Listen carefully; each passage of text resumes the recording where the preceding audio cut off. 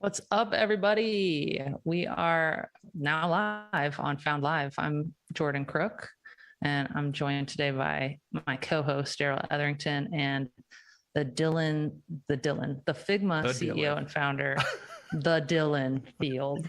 Very excited to have you here, Dylan. What's up, man? Much. I'm glad to be here, and it's good to see you both. Yeah. Thanks for having me. Yeah, it should be fun. Yeah. We don't usually do this live, which is these are the extra risky episodes, but that makes it fun. You're scaring him. Oh man, don't scare Should I him. run now? It took me like 3 months to book this. No, listen, Dylan, I've been covering Figma not since it was a twinkle in your eye, because there's no story there, right? Like, guy has idea, but I thought there was been covering it. I know there probably is a story. But we'll cover it on the real thing. Guy has idea. Young guy, super smart, has idea would have been the story. But I feel like we go way back, and you've been at a bunch of TechCrunch events, so I'm excited. I think like the story of Figma has been told predominantly through product, and then like the kind of standard, like, I worked on it really hard. I met this investor. We worked on it together. We did something challenging for a long time, and then we launched it, right? And like, I think it'll be cool to talk to you about like the person Dylan, and how you felt about it. So I'm excited to do that with you. For folks who are watching right now, you are a live audience. We haven't started recording the podcast yet. We just wanted to say hey. And if you are on Hopin right now, then you are awesome, because what that means is you can actually use the chat to ask questions directly to Dylan. Now, if you're watching on like Facebook or Twitter or YouTube or somewhere else, that's great. Like, you can totally hang out there. But if you want to ask the questions, just click the link in the caption of the platform of your choice, and it'll send you to Hopin. You have to register real quick, but it is free. And then you'll be able to ask questions and participate kind of live with us right now. So that's all my housekeeping notes for the most part, I think. Yeah, and just so you know, like, I don't see the questions directly. Someone else is seeing them directly, and they're gonna give them to me. Like, so if you ask me about why the world is run by lizard people or who killed JFK, you won't get my answers unless it's filtered to me, and then I'll give you my thoughts. Do you want to answer those in advance up front? No, that's all right. I mean, I just want to put it out there. Okay. You're such a nice guy, Dylan. He's always so like, I don't want anybody to think that it's because you said direct, and it's not it's mediated, not direct. Very slightly. What is live? What is direct? I just want to be clear about these terms. Well, now we're getting into the metaphysical. Okay, so like, don't get me started. But Dylan can't see your questions, but I can, and other people can, and we'll pass them along. Yeah. So ask a good one, and we'll do it for sure. We want them. With that, is it time? Should we get crack-a-lackin' on the pod? Feels like we're ready. Yeah. I'm ready. I think it's time to pod. All right. So Found Live in 3, 2, 1. Hi, and welcome to Found Live. I'm your host, Daryl Etherington. And of course, I'm joined as always by the UX to my UI and my I like that one. Beloved co-host. Yeah, I am the user experience, Jordan Crook. I'm really excited to be here. I'm the UI, which is worse, which is a step down, a step below. I don't think so. You get no UX without a UI. It doesn't exist. I suppose they're integral parts of one another. That's true. Yeah, they need one another, just like you and I. Just like us. Just like you and I. UI. Did you see how that punned a little bit? Okay, so just quick intro before we get our amazing guest in on the mix. Yeah, I think but we'll keep it a surprise. He's sneaking in. He's sneaking in. Found is TechCrunch's podcast, where Daryl and I talk to founders to get the stories behind the startups, which is very exciting. We go live with this, so not just recorded, but actually with you looking at you every other Thursday. Don't miss next Thursday when our sister podcast, the Equity Podcast, will be coming on live, so you can register for that as well. Also happening next week, it's a very special episode of TechCrunch Live. We're going to do a city spotlight on Austin, burgeoning startup scene, and that will be on April 6th. There's going to be a couple great panels and a pitch off. It's going to be really awesome, so you can RSVP now. We will drop a link in the chat. With that, I think we can get going, right? Or Daryl, do you have more to add on the housekeeping front? I'll just say we have a special episode of Found for that Austin City Spotlight, which you'll be able to listen to on Monday. Oh yeah. So I that's remember. cool. Yeah. Okay, well, now I'm not going to say anymore. It's a out. surprise. Enjoy. Yeah, it's a super secret surprise. But our other surprise is about to be revealed. We are joined today by Figma CEO and founder Dylan Field. How you doing, Dylan? Good. I'm glad to be here. So thanks for having me. Yeah. So I feel like we'd be hard pressed to find someone in the audience who doesn't know what Figma is yet. I just feel like it's hit like I don't know if there's like a mainstream for design tools really, but like if you work at a startup or someone that, I mean, maybe there is, I don't know, but people know what Figma is, but why don't you just like high level it, what Figma is? And I think there are a lot of people that don't know yet. So I appreciate the opportunity. Although your reporting of it has definitely helped us get a lot more people. Yeah, are you stroking my ego real quick before we get started? That's not going to save you, good Dylan. Place to start. I'm coming for you. Good place to start the interview. So Figma is a design platform. You can use it anywhere from that along the journey of just trying to get an idea out there. So all the way from ideation and brainstorming with FigJam to design and actually creating the user interface with Figma. And soon, we're also working on ideas around design to production. How do you make it so that your developer can come in and really translate design all the way into code? And trying to support people all the way across that journey. I think it's pretty important that we're able to make design accessible to more people because the world is just becoming increasingly digital. I think we've seen this especially over the past few years with COVID.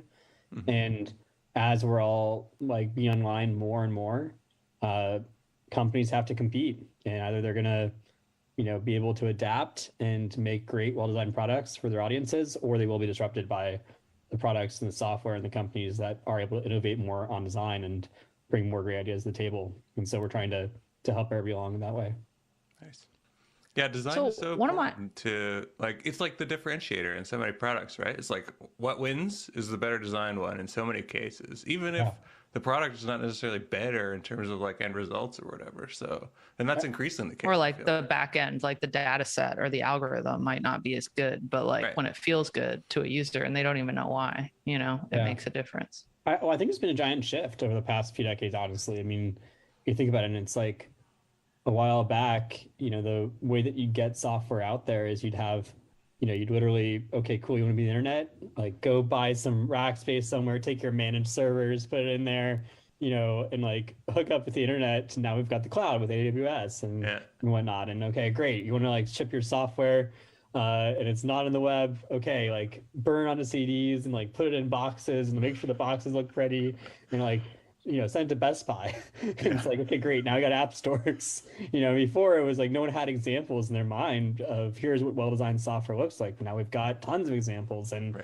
if you have to deal with a shitty experience, whether it's, with your bank or some weird enterprise software that you have to run on a day-to-day basis to do your job, like people just don't tolerate it anymore. Yeah, they don't. I think that's the shift that's happened over the last decade or so. And, Figma has kind of been around for that shift. And I've seen it live as, institutions that I never thought would be so designed for before are now saying like, we are a design company. Mm-hmm. Banks, for example, literally have realized over the past few years that they have to adapt and otherwise they will be disrupted. And that's why the senior user experience for your bank get like a lot better now. So it's pretty cool. Yeah. I definitely notice it the most with the bank and the airlines, their specific websites, like, cause you go to like, even the startups we report on that are pre-seed, like you go to their website and you're like, wow, it's pretty, like that's a really nice thing. But like I won't name my bank, but when my bank updates its website, I'm like, holy shit, and it's just because they like had set such a low bar beforehand that you're like, wow, look at you, like, well, and part of that is just pretty. Like, the amount of designers that are being hired and brought onto these teams is just increased so much.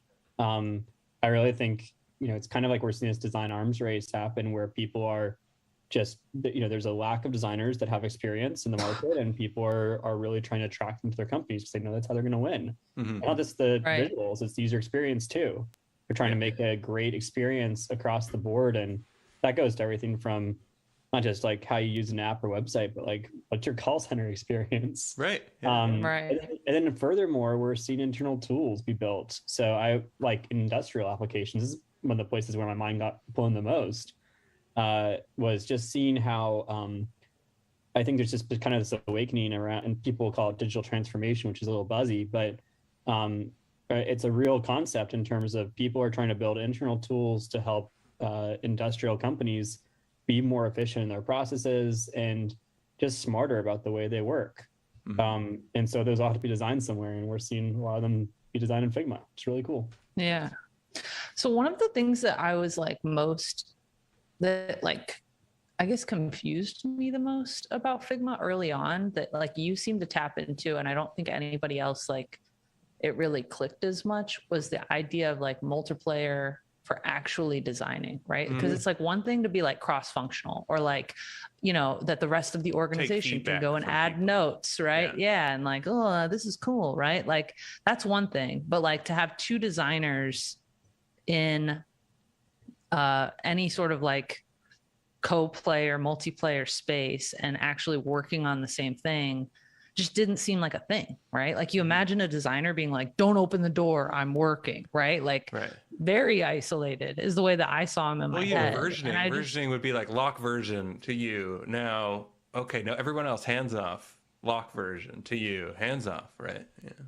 Yeah. And so like, I'm just curious, like where that even came from, right? Like, were you designing and struggling to design along people, or were you watching like how Google Docs was being adopted, or like where did the actual twinkle in your eye come from where you were like, I bet designers would like to do this together?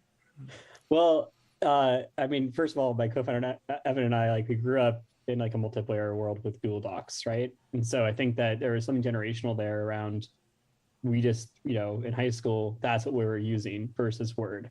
And I think because of that, we had a different expectation for how software should work. That said, you know, as we started Figma, you know, the first part of bringing it to the web was about accessibility. We thought, okay, if we bring it to the web, more people can access Figma. And we thought, and maybe there's something about this multiplayer collaboration thing, but, you know, every designer we talked with would say what you just said, Jordan. They'd be like, I don't know about that. Because so much of the identity of designers was wrapped up in like being this kind of lone creative in the corner, doing the big reveal. And that was because design teams just hadn't hit scale yet, I think. And that also, like I said, design didn't have a seat at the table yet. And the power dynamics were such that, you know, oftentimes, you know, there's one designer in the org and they're expected to kind of like put lipstick on the pig at the end of the process, rather than being an integral part. And now it's like people, you know, want to see the design tables. That's a shift that we've seen. But I think that what happened was we started, we didn't want to make a big investment in multiplayer until we were sure. And so at first we thought, okay, we'll just build it. We'll make it so it's not multiplayer, but it's on the web. And what happens is like there's this native form factor of being on the internet. It's like maybe it's like medium is the message kind of stuff where like, you know, I'm on a URL, you join, and you make an edit. And then it's like, okay, now what? Well, okay, if it's not multiplayer enabled, my browser refreshes. Right. And if I make an edit, your browser refreshes. It's like, this sucks. I'm like, this is the worst experience. And so it took like 5 minutes for us to figure out, once we had it built, this is not going to work. And so then it was, okay, we have to build multiplayer. In the meantime, you know, we had talked to a lot of people, and I'll give credit where it's due. Like, you know, a few people had gotten it. So there's Tim Van Dam at Dropbox, along with Belinda Prino. There are two people that had said, absolutely, we want this. And the context they're coming from, which is one that I had seen before Figma as well, is this context of pair design, where you're sitting next to someone else and you're working with them in kind of this like mentor-mentee relationship. The person that, for me, that was Didier Hillhorst at Flipboard, who was my intern mentor, and now is a you know, really important design leader at Uber. And I think when you're in that setting and you're kind of going back and forth and collaborating, that's a really obvious point where, yeah, of course, multiplayer would be great. But I think it took a while for people to adapt it. And it was interesting when we launched Figma and we had said, yes, we're going to have multiplayer. We didn't have at that point, but we were advertising, and it's like, it will come soon. because we're working on it, there's very mixed reactions. Some people said, like, this is the future of design, I'm changing careers. Another person in the comment section, I think on Designer News, said, a camel is a horse designed by committee. Right. So it was like, I think we really attacked this sort of self-identity of the designer. And then I think as people saw over the past, 5-6 years, that, hey, actually it's okay to collaborate. This can lead to good ideas. It's not necessarily death by committee. Instead, this is a way for the best ideas to come forth. And you can actually get to simpler products and end states through collaboration rather than like just more complexity. I think we've had to kind of prove it out and people had to see it firsthand. But it's the same journey that so many other things have gone through. Like, think about code, right? Like, code started in a similar place. And then as we introduced version control, as we introduced notions of collaboration, as engineers got more power in the organization, people care about what they're doing, then code's prominence rose and people had less that image of their minds of like, we are the solitary, genius at the corner, engineering and building greatness. And instead, like, this is a team sport. And I think that design is going through a similar journey.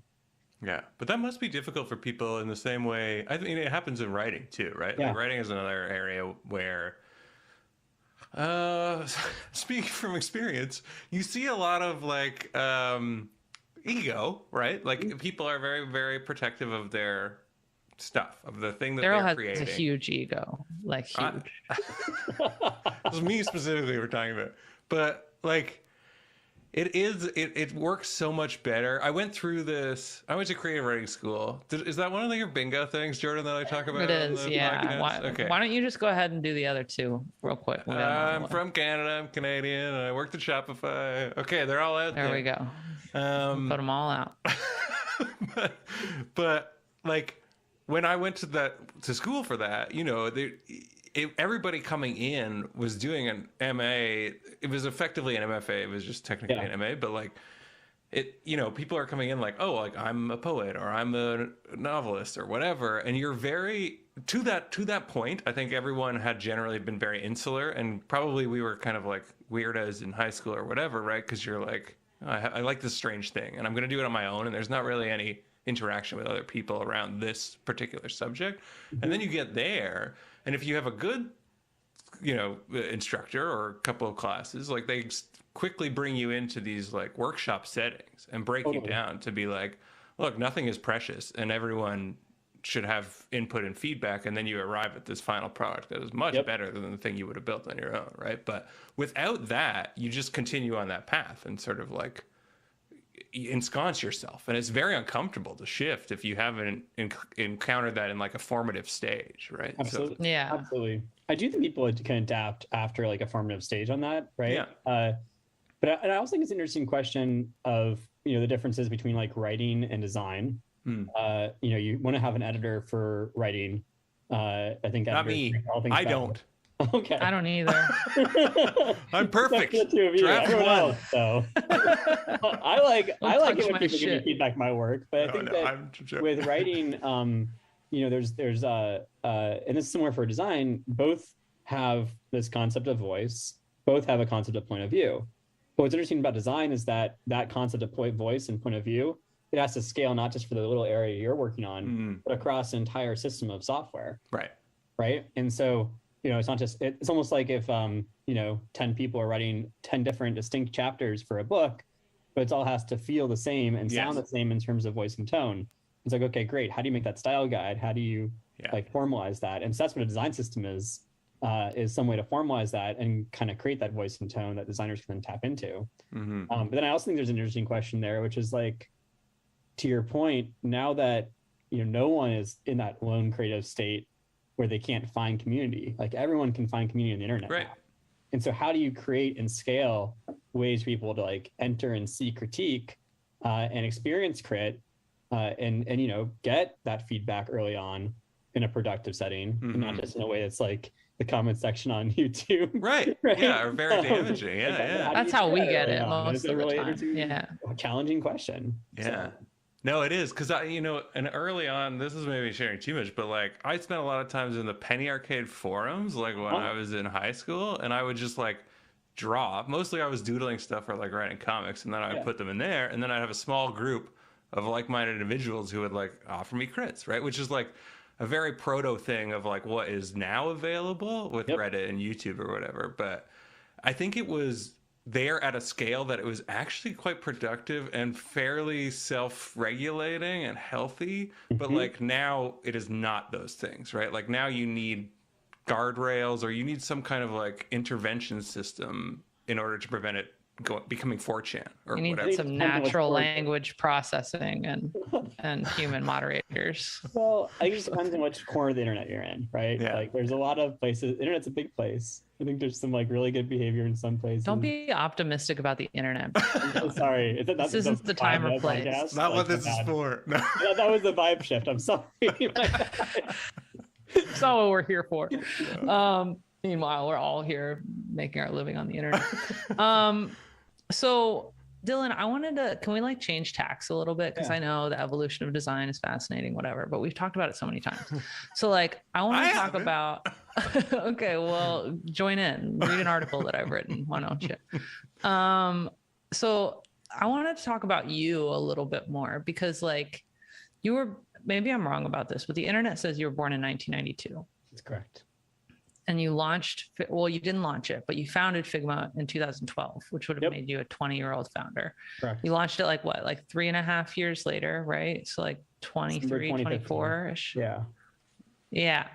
So like, I guess my question for you is like, obviously you've scaled it into something huge and very successful, but like hiring and building out your first team and like, I mean, it just seems like it would be really hard to have the confidence to be like the boss, the leader at that age, right? Like, but also have the humility to be like, hey, I'm figuring things out too, and like finding the right balance. And like, if you can go back to then, because now you're like a papa and you've been doing it for so long at this point, but like, you know, if you can get yourself back in 23-year-old Dylan's shoes, like what was that like and how did that feel? Totally. I mean, I think I started off with like a lot of confidence, probably confidence that like you can only find in a 20-year-old, for being honest. But then as soon as, there are setbacks, right? And there always are, it was a big blow to me. And I was like, there's some very humbling moments even before like the first year of Figma had passed. And, it's like possible, I think, with startups to get sort of those high highs and those low lows within like hours or days of each other sometimes, which is just a wild roller coaster to be on. And I think, and we talked about this before, Jordan, but like, I think that I definitely had leadership experience from just like activities, clubs, things I'd done in the past, but like, I had no idea what it meant to manage anyone. Right. And that was something that I was just learning in real time. And I was pretty honest and clear about that with the people at Figma. I was just had to kind of like give me feedback anytime policy. I'd always be asking for feedback. But I think, as we're taking a long time to get to launch, as we're, as I was like fighting tooth and nail about like little feature details when I probably shouldn't have been, I didn't have a really good sense of like, what's the time where you have to really push, like, and what's the sense of time when it's just like, let someone put it out there and we can evolve it. It's software. It's not going to be like this thing where it's always the same. We're going to be able to iterate and keep changing it. And I think I didn't have a sense for like when to push hard and when not to. Yeah. And also, I think I didn't hire perfectly. That I hired people that were always really high skill, but not all of them were the right fit for the sort of culture and vibe that we're building at Figma. And partially it's because we didn't know what it was yet, right? And all those people would be perfectly fine elsewhere. Just like, sometimes it wasn't the right fit for Figma. And so all that together, I mean, it was definitely tough to kind of figure out how to, evolve in the early days. And also, there's a point where before launch, like we've been working so hard and pushing so hard. And I don't think it was clear to anyone that like this was actually going to happen, that this thing would actually get out.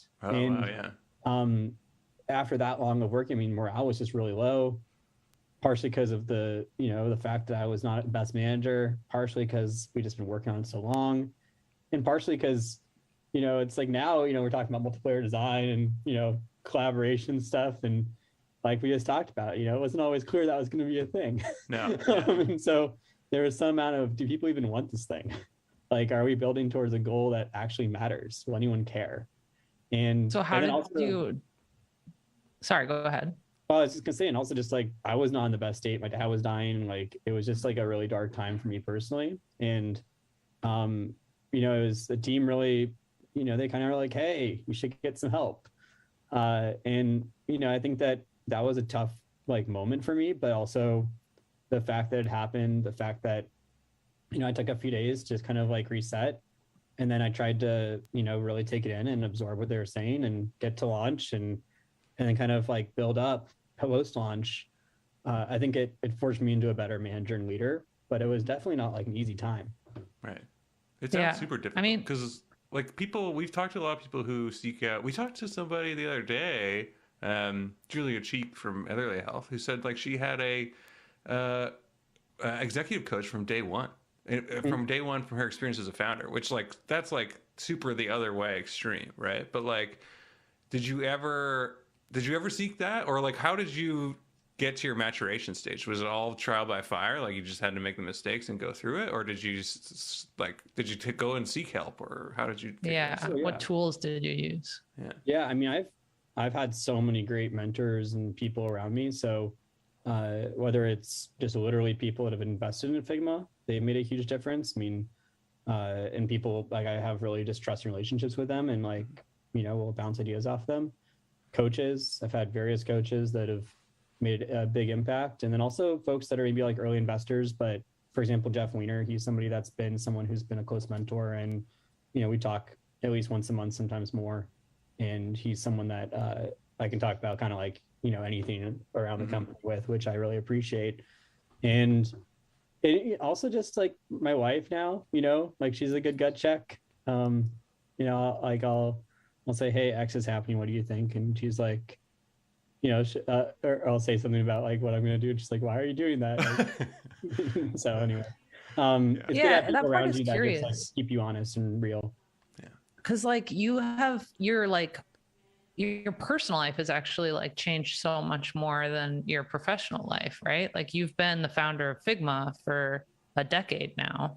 Mm-hmm. And yet you like along the journey gotten married, you now have a kid.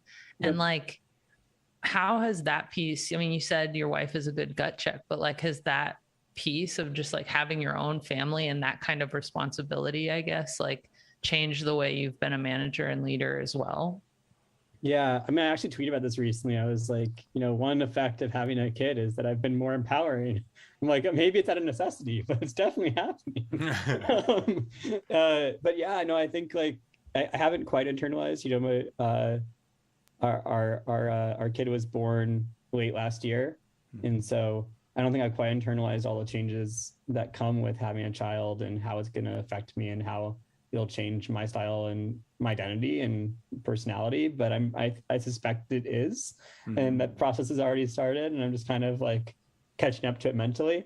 But also I think another thing's been interesting is just watching my wife's company grow, because she started a company, I think, I guess like 3-4 years ago now, and I'm actually repping the sweatshirt today, Ironfish. Oh, nice. And, it's a private cryptocurrency company, and watching her go through that journey of starting up and encountering, you know, a bunch of the same challenges we encountered. You know, she came from being an IC engineer at Airbnb, and you know, it's like crypto is even harder than SaaS, right? Yeah. Like you're not just trying to figure out how to make a product that people will buy. You're trying to figure out like what's like just sort of like what's the economy, like how do I create like industry? You know, she's making a layer one. It's like, how do I figure out like what a mission curve should be? What's the regulatory changes that are going to happen? You know, how do you distribute equity and tokens and stuff like that? Like it's not all clear, the basics. And so in addition to hardcore math and cryptography, and so watching her journey, I think, has also been a sense of reflection for me, because you know, it's really interesting to see someone else encounter the same challenges, and then also not always like end up in the same decision path, right? Because she's building her own company and she's going to do it the way she's going to do it. And sometimes that's better for her and sometimes it's not as good, but like it's different and that's okay. And I've also seen that with investing in general. Like I've had a few companies that I've gone close to through investing in them, and it's like really inspiring and exciting to see it when people do things in a way that's totally different than Figma. And I think my just macro observations, there's so many different ways to build a company. There's a lot of ways to start up. And like so much of the way you build your company is going to be unique for your audience and for the thing that you're doing. Right. So for design software, like, yeah, we got to be intentional. We have to, for Figma, move fast and break things is probably not the right tagline for us. Right. Because if we move fast and break things, like someone might not be able to put dinner on the table. Yeah. Because like they were freelancing and the service went down. They can't deliver work to a client and literally they can't feed their family. Right. Right. And doesn't mean we should move like slow and be glacial in our pace, but we also shouldn't fuck with stuff so much that it can impact the user experience. Yeah. This isn't some social app, right? Whereas like other companies I've worked with, they're able to iterate at a speed that's like far greater than ours and just throw stuff out and see if it works. And that's the right approach for them. And I'm like, oh man, what about the quality? And they're like, yeah, we'll get there. And that's not a bad thing. That's like maybe the right thing for them, whereas it might not be the right thing for Figma. And then also there's times where for Figma, it is the right thing to go and be really fast and iterative in our approach because they're not critical areas of the product and we can like test more that way. And so just really understanding the constraints you're under, I think is important. Yeah.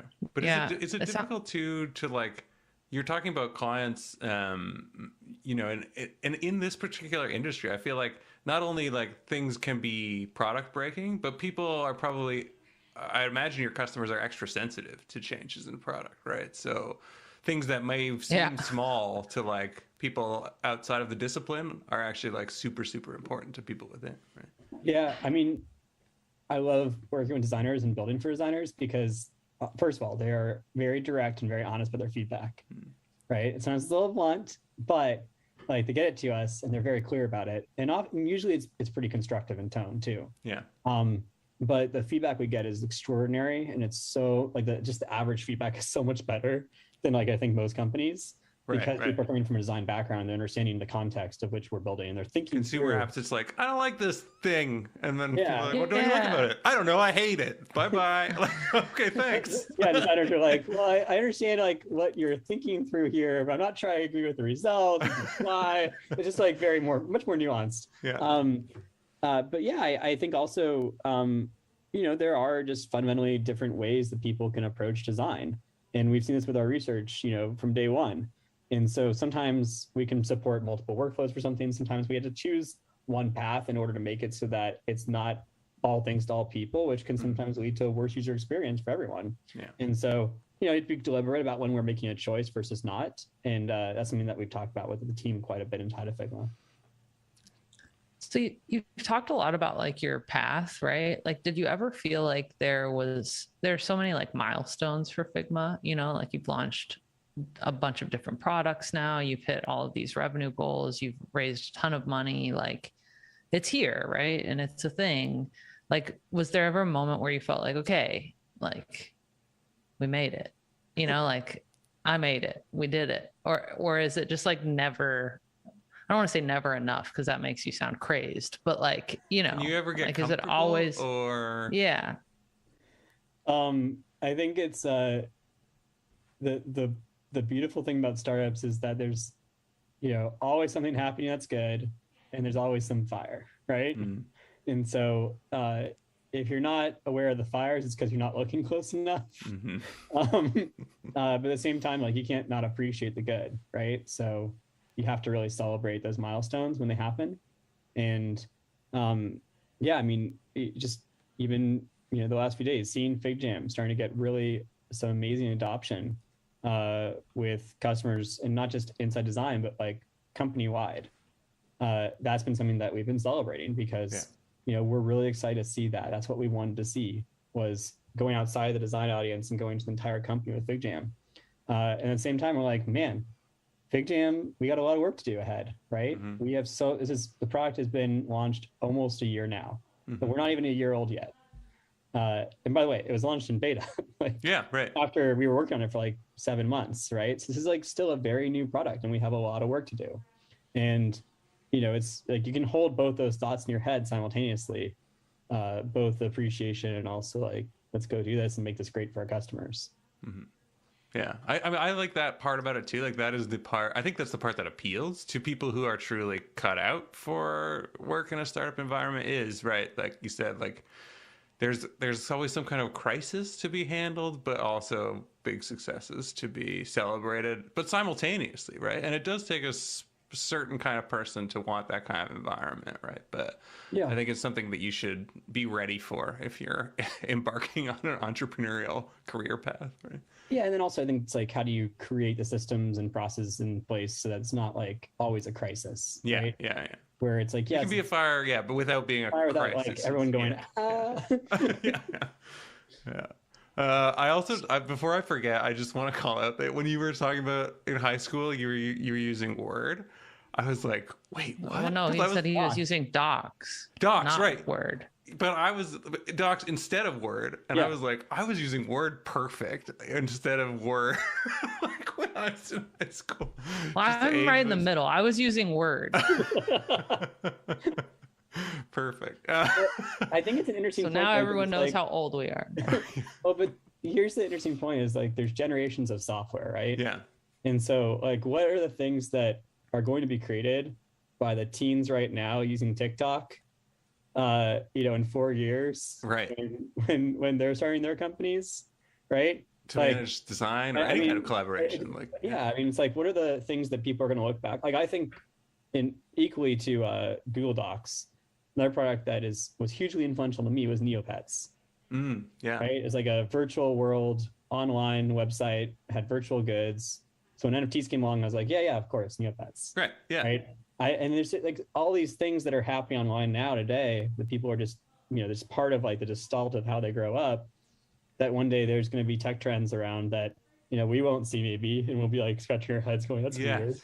What a weird behavior. Why are people doing that? But some group of people are going to go, yeah, of course. Yeah. And so but do you put that do you build that kind of thinking into your product design or your product planning? Or do you kind of go like, it's impossible to do that, to divine that kind of thing? Because lots of people have tried and lots of people have failed. So it does seem to some extent to be impossible to try to predict the wave, right? But at the same time, it seems like you'd be foolish not to. So how do you kind of approach that? Well, and it also gets laughed at by the incumbent, right? Like when the incumbent is like, hey, we know what you kids want. They're always like, no, not from you though. Like maybe we want it, but not from you. We'll wait till someone cool comes along to build it. Yeah. I mean, I think what's important is just to try things, to like identify what the spirit of the company is. For us, a big part of that's play, right? Mm-hmm. And so, I won't spoil it, but like every year we do something, we call it April Fun Day, because we don't want to prank anyone. It's not really, during the last few years, and especially now, like no one wants to prank, but to try to figure out a way to like celebrate fun on April 1st, like that's pretty cool. And every year, the sort of challenge we have for ourselves has been, let's make something that, people appreciate for one day that's fun. And then from there, they will not want it in the product later on. They're not going to like request this feature forever. And usually people go, oh shit, no, like we did want that for longer. And not always, but we usually get some kind of feedback from some minority of customers around that. And so, but it's kind of, and for FigJam, it's been interesting to kind of test out concepts that maybe we wouldn't feel comfortable testing out in Figma. For example, emoji reactions. And stamps in the canvas are things that we've kind of like leaned into for FigJam. That I'm not saying that they're like quite as far leaning looking as we were just talking about, but I think it's nice to have these sandboxes where you can kind of push the bounds of thinking. And internally, another example of that is Maker Week for us. So we have, every year, once or twice a year, we have a week dedicated to just building stuff, and anyone at the company is allowed to do anything they want for that week, as long as it's benefiting Figma in some way. Right. And we see a lot of the product innovation that then later on gets baked into the software coming out of those weeks. And that's where we see a lot of far-reaching ideas. And so I think it's almost like, for us, when I think about it at scale as a system, it's not about, okay, how do we predict perfectly every trend, but rather, how do we make sure that we're bringing the right people into the organization that have the finger on their pulse of like what's going on in the world, and can bring that into Figma, and then make sure that we have the right environment for those ideas to come and to be fostered.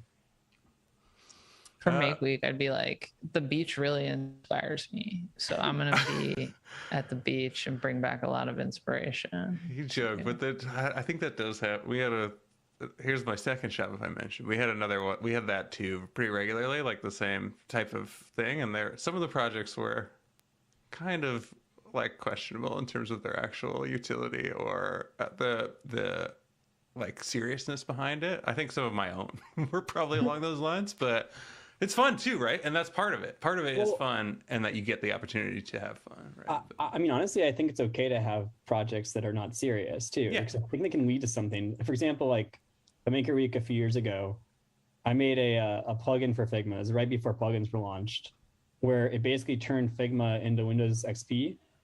And on the canvas, like you could like press start, and you can go to like calculator. There's like a flashcard app because we had a lot of new employees. We want to make sure people knew how to knew the names of the employees. Anyway, at the time it was just like people saw the joke, but then years later, now we've got widgets in FigJam, right? Yeah. I'm not saying that it was directly inspired, but it's like. Well, I think you should take all the credit for that. No, I shouldn't, because other people later 100% on Dylan concept. And now it's on the record that you took credit for it on this podcast. Exactly not what I was saying, but rather there's other people then took the idea, iterated on it more, and then those iterations became widgets, right? And it's that kind of co-evolving process of everyone trying new things and trying to inspire each other that I think leads to some really cool results, even when it's just for fun. We have a couple audience questions, Dylan. Right up this alley, yeah, right in the vein. And you and I have talked about company culture so much that I have heard it before, but they want to know. So Eric Braun and Casey Nolte had a similar question, which is essentially how much has the culture changed during growth? How do you hold on to culture as you grow headcount? That whole thing. How do you control the culture? And does it bother you if it's changing significantly as it changes? Addendum to that. Yeah, I think you have to accept that the culture changes over time. I mean, every person that you add to a company changes the culture. Mm-hmm. The question is how much and in which ways. And so I think in some cases it's you add somebody and they are very similar to the people you already have in personality or interests or way of work, and that reinforces the culture that you already have. Sometimes they have a slightly different working style, and that can be really beneficial to the team for them to learn that working style or adapt and get better. And sometimes it's just there's total organ rejection, and someone joins and a few weeks later it's yep, they quit, or right. The team made it clear that this isn't working. And when you have those times where it's really clear really fast, I think it's actually a good thing, because it means that the culture is so strong that it's almost like it has antibodies, and it's not good for anyone to be in a culture or environment where both parties are not mutually happy. I think that in terms of how to hold on to it, the more that you can write down, the more you can kind of show good examples and positive reinforcement of, hey, this happened and it was awesome and let's go celebrate it. Mm-hmm. That's one way. I think being clear about your values and your vision, your mission, it's very old school, but I like it a lot, and I try to talk about our vision, our values at Figma quite often. And sometimes just being honest about when your values aren't living up to the culture. For example, we got a question at All Hands recently, and one of our employees said, "Hey, is it just me, or are things a little less fun recently?" Damn, I was that's a hard question. Yeah, and so I thought about it for a few days because I saw it coming. And I kind of reflected on it. I was first of all, I've been going through a pandemic the past few years. Right. Not going to blame that, but that's one thing. Second of all, we've been in sprint mode, right? So we've been working really hard. But third, there is this element of play, of fun and experimentation and yes and thinking that is it fully captured by the values that we have? And we kind of had convinced ourselves it was captured by a value called build community. Mm-hmm. It's there's communities out there that aren't fun. Lots of them. Aren't playful. Oh yeah, right? Plenty. And so it's that's not actually captured by that value. So we added, I just was okay, unilaterally, I'm adding a new value. It's going to be play. And so now we have a fifth value called play. And we're still defining as a team, we're working together to kind of figure out how that manifests and whatnot. But I think it's part of giving the team permission to be playful, mm-hmm. to find ways to inject play into our culture and our product, and to make it so that like as we scale, we don't lose the soul of Figma. We don't lose what it means to be Figma, and we're able to really reinforce that aspect of our company. And I think that, you know, there's probably more stuff like that that we'll have to do over time, things that we'll have to explicitly label that we didn't have to label before. Hopefully they're things like play and not things like integrity or respect. Right. My goal is to not ever have to have a value. It's the integrity value, because I hope that's assumed with everyone we hire. Fundamental human value that exactly. Right. But well, I do think that, you know, keeping things really human is important as you scale. You know, you want to make sure that even that, going back to tone and how you speak, like it's really easy to be corporate in the way that you talk as a company. It's like, okay, how do we show up as humans and make sure that like, it's not less of like Figma as the Borg and more of, you know, it's like, I'm Dylan, hi. Yeah. The reality, especially when you're hiring like more seasoned folks, right? Like you're growing and in hyper growth, and like it's tempting to like want to hire like the guy from or the girl from like this company that's been around and in that corporate, like my partner works for a giant pharmaceutical company and was getting hired by a small biotech, and she like didn't know how to talk to the biotech people because she was like so used to like everything having a buzzword and being super formal. And so I think it's like, how do you get those folks to feel loose and comfortable, but you still want them, right? But like that's a hard thing to tell someone. Right? Yeah. And it's like PTSD almost to like try to work yourself down from that corporate language and like way of being, you know, like it's hard to go back the other way. Well, I think it's not about not hiring people from those environments, because like you said, there's so many people that can add so much, but rather about just having a general sense of authenticity and directness and openness in the culture. And being really clear about rewarding that. And then also if it's not present in something, labeling that, you know, in a one-on-one setting, not like on blast, but you know, just being like, hey, it's okay. Like you don't have to, you know. Don't go to your all channel in Slack and be like, so-and-so executive channel, is no fun. Jordan, please don't. No, but I mean, it is true. And I'm glad that of what you said about like just trying to not having like integrity in some of those. I feel like some of those, there are startups out there that are like, our values are like honesty and integrity. And it's like, yeah, but like, what are you telling the world and what are you telling your team about the fact that like, that they need to arm themselves with that coming in, you know, like it just feels a little like someone told them to have values and they were like, oh, I know some good ones. These are like, golden rule is our number one mission, you know. It's like, but anyway, so I think it's like an evolving process to figure out how do you make sure that you maintain the culture. Getting back to the question, I think it's always going to change, but how do you shepherd it is really important. And the more, and it's also, I think another thing is the last thing I'll say is memes help. Like one meme, I didn't mean it for it to be a meme, but it started to become a meme, is like we have this one value called run with it. And, you know, I'll have a conversation now a lot of times and someone will be like, so should I just run with it? And I'm like, yeah, run with it. And, you know, it sounds like such a weird one, but it's true. It's becoming a meme. And it means like, okay, great. If someone says run with it, you know, just like go, you know, just don't worry about like too much consensus building, just like get this thing through.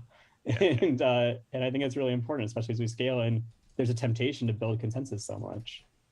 Well, and I think the retroactive like feedback thing is really important too. Like, like constantly shouting out, like this is something that Daryl and I have been talking about too for TechCrunch, is like, if you're adjusting strategy in any way, or you're trying out something new, or you're just even like maintaining the status quo, like the only way you can do that is to like look at someone's body of work or a team's body of work and be like, hey, why did you do this? Or like, this was amazing. And like every little piece of feedback reinforces this like inner instinct. But why did you do this has to be done with genuine curiosity and not malice, right? Because can sound like. I never do it with malice. I only come with that question with malice, to be honest, and I got to figure that out. If I'm asking you why did you do this, then we're starting from a bad place, and that's my bad. I think it's a good question to ask, and it's someone people should ask, because it helps you understand like the actual intent and thought process behind an action, right? And like, as long as people treat it that way, and you keep kind of like that tone casual and like light and uplifting, like people, I feel like, get a lot of value out of that. But it's definitely a tricky thing to thread, because people are so used to hearing that and having it be like, it's a setup kind of, right? It's kind of Lucy with the football, like, oh, okay, I'm gonna answer and you're gonna yank it away, and then I'm on my ass, right? Yeah. So, and then neither of us win, right? Because like, then Lucy wins, I think, in that setting. No, not really, because like if you come to it the way I come to it, with why did you do this, coming from like, you probably shouldn't have, because that's normally what I'm thinking. Right. Then, and they come to it like, oh, I have to justify this, rather than like, I actually am going to tell you genuinely what I was thinking. Right. Then neither of us are winners in that interaction, right? Yeah, like, because you still did it, and I don't really understand you any better. So, well, I think where are we now?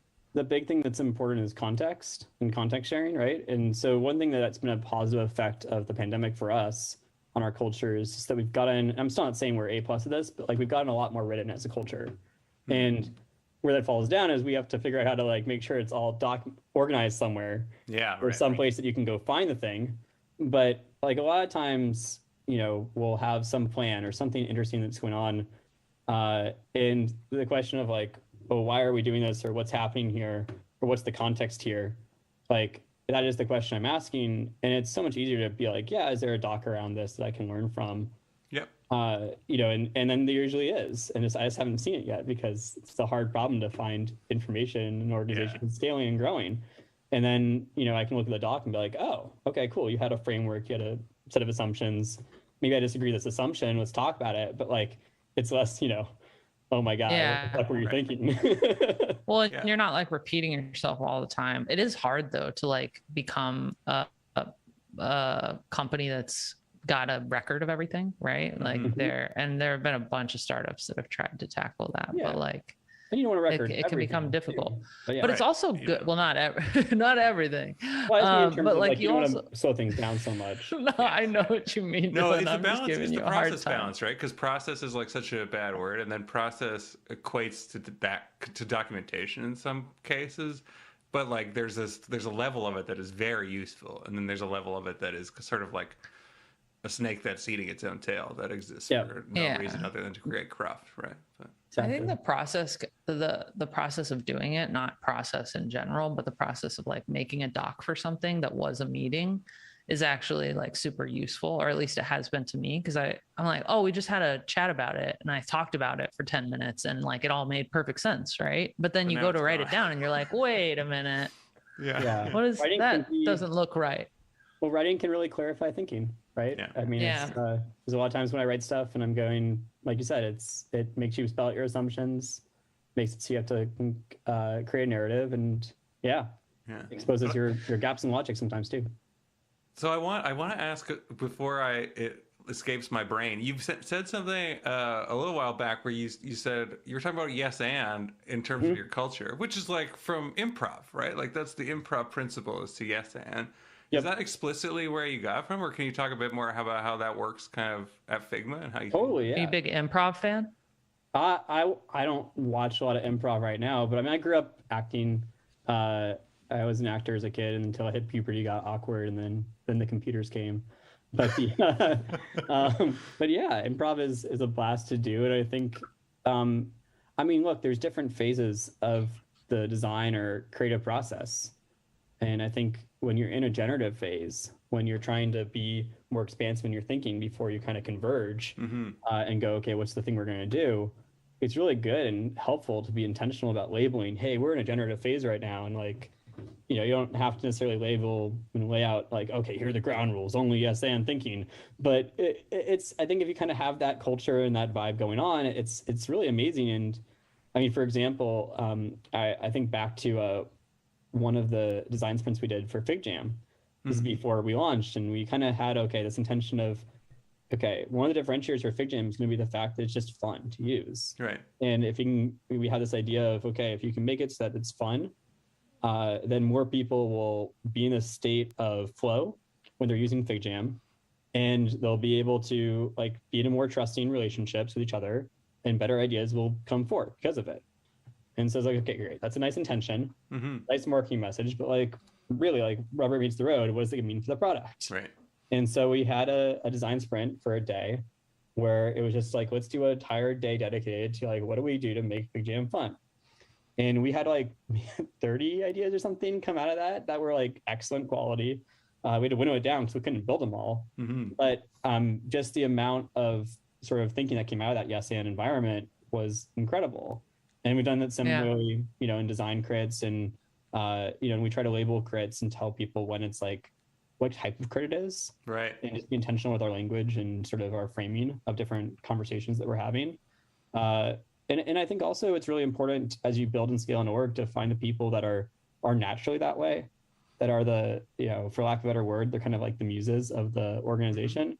They're people that are inspiring to others. They're gonna keep coming back and like helping people refine and iterate on creative thought. And it's like, how do you know, they're kind of like the starters, and you know, that's important. Finishing is also important. Right. I'm not trying to say that like one versus the other, but I think it's important to like have in your head, okay, here are some people that like we're really gonna care about retaining, because they are gonna be people that really help us get to that next version or that next release or that new product idea. And I'm thankful because Figma is such a creative company, so it attracts a lot of people like that. And a lot of our employees, you know, they are very inspirational in that way. Yeah, I think that like when I think about that, I think about like, I guess my behavior in meetings tends to be the finisher, as you politely called it, which is like the like, no, we can't do that. No, that's terrible. That's bad. But yeah, like setting it out front is because that tends to be, I think, a lot of people's default stance when you go into meetings is like, oh, I'll be the person who like has like smart things to say about why such and such thing wouldn't work, right? But if you have a whole meeting that doesn't have that, it's going to be much more generative.